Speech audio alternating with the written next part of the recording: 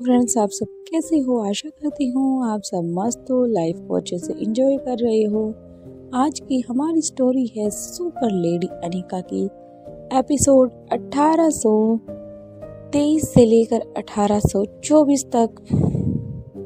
मारवा अपने ऑफिस पहुंच चुका था और जल्दी से गाड़ी में उतरता है और अंदर की तरफ कदम बढ़ा देता है। उसके साथ ही चिराग भी उसके साथ ही था। दोनों अंदर की तरफ चले जाते हैं। दूसरी तरफ योगराज का बंगला।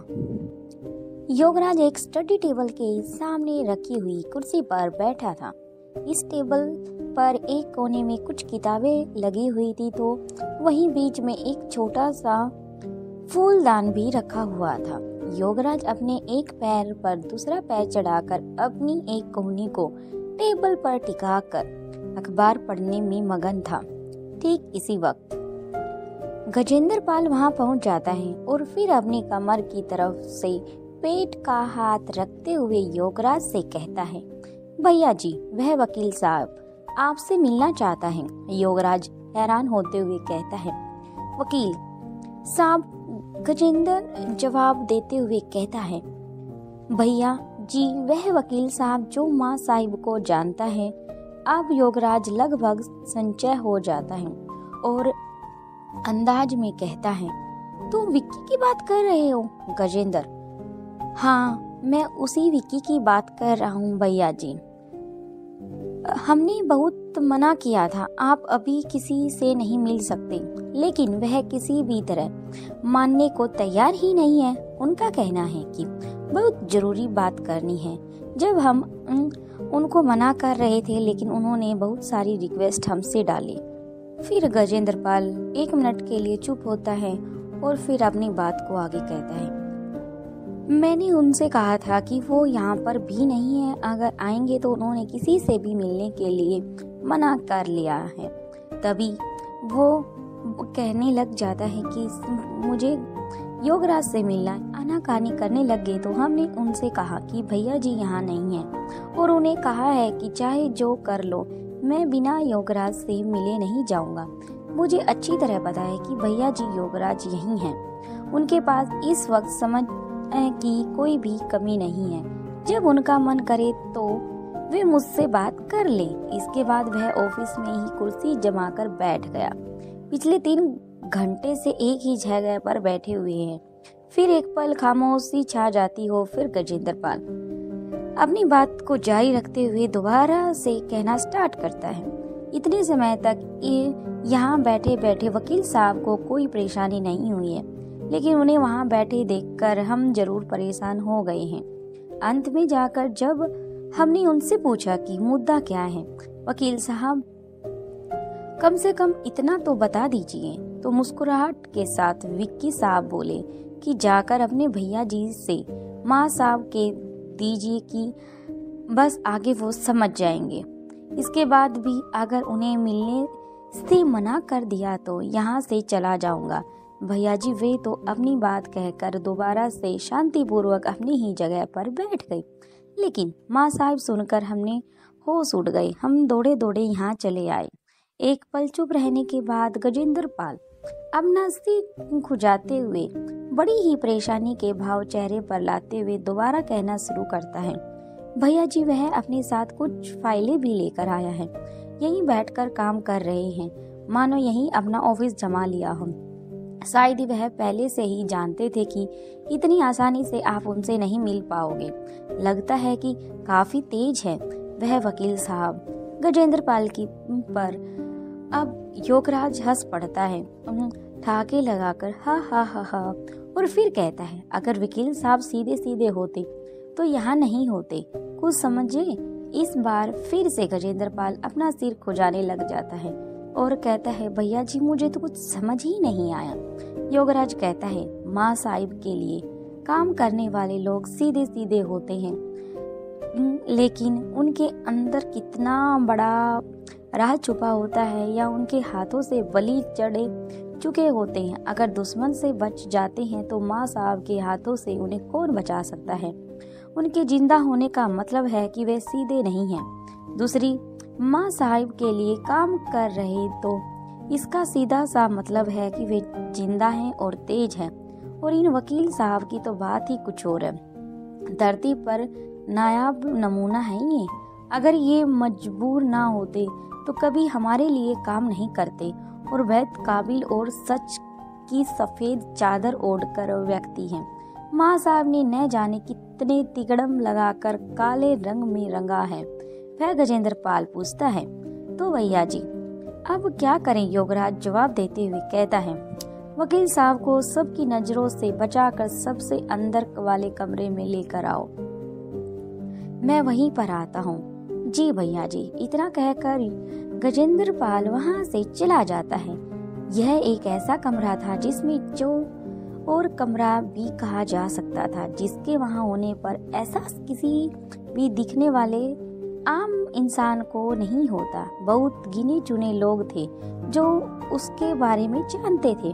प्राय बड़े बड़े बिजनेसमैन और नेता अपने घरों में इस तरह के कमरे इस्तेमाल लोगों से बचने के लिए करते हैं। गजेंद्र पाल के चले जाने के बाद योगराज गहरी सोच में चला जाता है। गजेंद्र पाल के जाने के बाद योगराज अपनी तरह से यह अनुमान लगाने की पूरी कोशिश करता है वकील साहब के यहाँ आने का क्या कारण हो सकता है, लेकिन काफी कोशिश करने के बाद वह किसी नतीजे पर नहीं पहुँचता। अंत में वह सोचकर अपनी कुर्सी पर उठ खड़ा होता है, जो भी माजरा होगा कुछ ही देर में खुद सामने आ जाएगा। उसके बाद मैं तय कर लूंगा कि आगे क्या करना है। जब योगराज अपनी खुफिया कमरे में पहुंचा तब वह गजेंद्र पाल विक्की को वहां छोड़कर जा चुका था। इस वक्त विक्की दीवार पर टिकी हुई पेंटिंग की तरफ देखता है। इस वक्त विक्की की पीठ योगराज की तरफ थी और विक्की अपने दोनों हाथ आगे की ओर सीने के पास बांधकर विक्की उन कुछ पेजों को शांतिपूर्वक अपनी आंखों पे टकटकी लगाकर देख रहे थे। योगराज अपनी दोनों हाथ जोड़कर कहता है, नमस्कार वकील साहब। इस जनता के सेवक की याद करने की जहमत आपको कैसे उठी? मैं आपकी ये सेवा क्या कर सकता हूँ और आपके लिए मैं जितना हो सके उससे ज्यादा ही करने की कोशिश करूँगा। योगराज की आवाज सुनकर विक्की उसकी तरफ घूम जाता है और विक्की व्यंग्य करते हुए कहता है, जनता के सेवक कहाँ हैं आप? तो मंदिर के पूजनीय मूर्ति हैं जिसके इंतजार में दर्शनों के लिए मैं अभिलाषित हो गया था कुछ घंटों के लिए, लेकिन हम धन्य हुए प्रभु जो मुझे आपके दर्शन हुए। योगराज कहता है, भाई वकील आपसे वादा या विवाद मैं कैसे कर सकता हूँ? बातचीत में किसी को वकील से थोड़ी ना मैं जीत सकता हूँ। आप तो सच में ही वकील हैं, तो इसलिए मैं आपके साथ कोई बहसबाजी नहीं करूँगा। आप जो कहे सब सही है। फिर भी हम यही कहेंगे, इस तरह हमें शर्मिंदा मत कीजिए। आप तो जानते हैं कि हमारे सिर पर काम बहुत ज्यादा है, इसलिए हर किसी से मिलना संभव नहीं होता। आखिर सेवा जैसी पुण्य को हम कैसे अनदेखा कर सकते हैं? हमारी वजह से आपको परेशानी उठानी पड़ी, उसके लिए क्षमा मांगते हैं। योगराज अपने दोनों हाथ एक बार फिर जोड़ लेता है। विक्की कहता है, सदा प्रार्थी तो हम हैं आपके कीमती वक्त में से कुछ समय चुराने के लिए, और वह भी बिना बताए। इसके बाद योगराज मुस्कुराकर अपना हाथ उसकी तरफ करते हुए कहता है, बैठिए वकील साहब, कहिए आप क्या लेंगे, ठंडा गरम? पर विक्की कुर्सी पर बैठते हुए कहता है, ठंडा या गरम लेने के जितना वक्त लगेगा उससे कम वक्त में अपनी बात को आपके सामने रख दूंगा। फिर योगराज कहता है कि विक्की साहब आप सीधे तौर पर जो आपको बात बतानी है वो बताएं। विक्की, ठंडा या गर्म लेने में जितना वक्त लगेगा उससे भी कम वक्त मुझे अपनी बात जाहिर करने में लगेगा, लेकिन काम बहुत बड़ा है। पर मैं ये जानता हूँ कि ये बड़े बड़े काम आपके लिए बहुत छोटे होते हैं। ये सुनकर योगराज एकटक होकर विक्की की ओर देखता रहता है। विक्की सिर्फ मुस्कुराता रहता है। एक पल के बाद अपनी बात को फिर से कहना शुरू करता है, बस इतना कर दीजिए कि हमारा इनकार आगे भेज दीजिए। हम आदेश की अब पूरा करने में सक्षम नहीं हैं। योगराज विक्की के सामने वाली कुर्सी पर बैठ जाता है और नाटक करने की कोशिश करता है। मैं कुछ समझा नहीं। विक्की साहब मुस्कुराकर जवाब देते हैं, आपकी समझ में नहीं आएगा। अच्छी तरह जानता हूँ आप मुझे कितना बड़ा बेवकूफ समझते हैं, इसलिए कुछ पूछ नहीं रहा, सिर्फ कह रहा हूँ। बिना पैरों का तोता सबसे ऊपरी इमारत पर कैद है, हमें उसमें प्रवेश करने की अनुमति नहीं है। इतना कहते हुए विक्की अपनी जगह से उठ खड़ा होता है। इसके बाद अपने कोट पर ठीक करते हुए मुस्कुरा देता है। फिर अपने दोनों हाथ जोड़कर नमस्ते पोज बनाने के बाद कुछ कहे वहां से बाहर चला जाता है। योगराज सिर्फ उसे जाते हुए देखते रहता है। उसके जाने के बाद योगराज अपने दोनों हाथ अपनी दोनों जांघों पर रखता है और उसके बाद गहरी सांस लेकर हुए चेयर का सहारा लेते हुए खड़ा हो जाता है। जैसे ही विक्की कमरे के दरवाजे से आगे की तरफ बढ़ता है, वैसे ही दरवाजा पास खड़ा गजेंद्र पाल अंदर आ जाता है। फिर योगराज से कहता है, कमाल है भैया जी, इन्होंने तो आपको ही आना कानी का मौका ही नहीं दिया। गजेंद्र पाल के ऐसे कहने से योगराज अपनी सोच से बाहर आता है और उसकी तरह देखकर अपने भैया तरीके से होठों को हिलाकर आधी सी मुस्कान देता है। एक पल के लिए वह सन्नाटा छाया रहता है। उसके बाद योगराज कहता है, इनका यहाँ आना कोई सामान्य घटना नहीं थी, लेकिन फिर भी हम संदेश आगे भेजेंगे। उसने जो कहा है उन शब्दों को ज्यों का त्यों आगे भेजने का इंतजाम करो। उधर मारवा ऑफिस में आराम से बैठकर अपना लैपटॉप खोलकर कुछ काम कर रहा था। फिर वो जल्दी से अनिका का फोन आता है। रोहित मारवा अनिका का फोन देखकर जल्दी से रिसीव करता है और अनिका से बातें करने लग जाता है। अनिका ने उसे कहा था कि रोहित, तुम 3 घंटे के अंदर ही आ जाना, क्योंकि बच्चे हम सब रेडी हो चुके हैं, बाकी बस कुछ तैयारी करनी है, बस वो कर रहे हैं। तुम आराम से आ जाना और गाड़ी ज़्यादा स्पीड में मत चलाना। इतना कहकर अनिका ने फ़ोन कट कर दिया। रोहित ने फ़ोन को अपनी पॉकेट में डाल लिया और लैपटॉप की स्क्रीन को ऑफ कर दिया। मारवा हाउस। अनिका ने फ़ोन कट करने के बाद आराम से बेड पर बैठ जाती है और बच्चों को हर चीज़ को अच्छे से समझाने लग जाती है। बच्चों की जो पर्सनली चीज़ें थी, उनकी खाने से लेकर पीने तक की बोतल की सब चीज़ें बच्चों ने अपने अपने पर्सनल जो उनका बैग था उसमें एक कैरी कर ली थी। अनिका की आंखें बिल्कुल एकटक होकर बच्चों को ही देख रही थी। भले ही वो बच्चों को देख रही थी, लेकिन उसके दिमाग में काफी उथल मची हुई थी। रोहित काम नाकाम हो चुका था। रोहित बस अब चिराग का वेट कर रहा था, क्योंकि रोहित ने चिराग को कहीं भेजा था, बस उसका ही वेट हो रहा था। जल्दी से डोरबेल बजती है। रोहित को पता था हो ना हो चिराग ही होगा, तभी उसने आवाज़ लगाता है और कमीन की आवाज़ लगाने के बाद तुरंत ही चिराग अंदर आ जाता है और रोहित के पास आकर चेयर पर बैठ जाता है सामने वाली। तभी रोहित कहता है कि चिराग क्या हुआ, क्या तुम्हें कुछ पता लगा?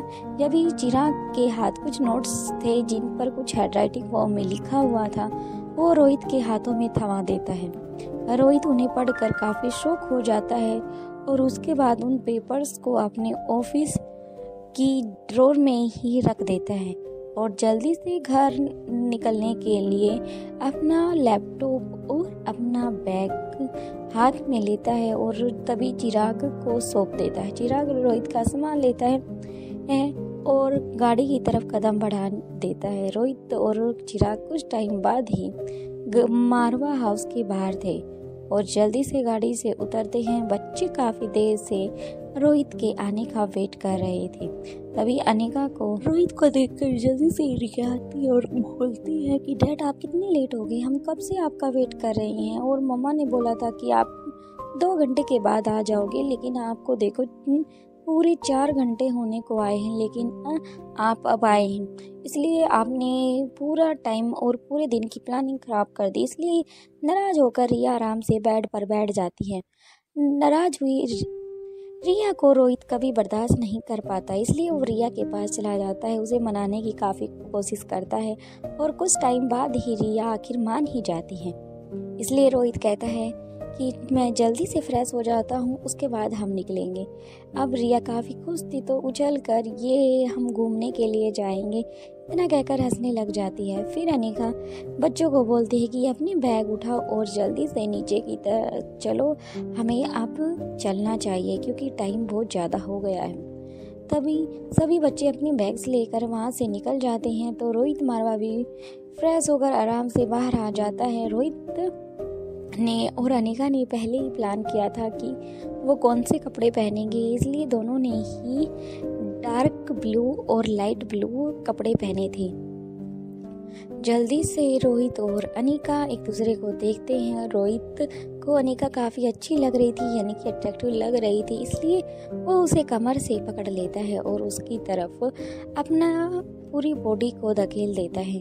अनिका और रोहित की सांस बिल्कुल एक दूसरे में महसूस हो रही थी।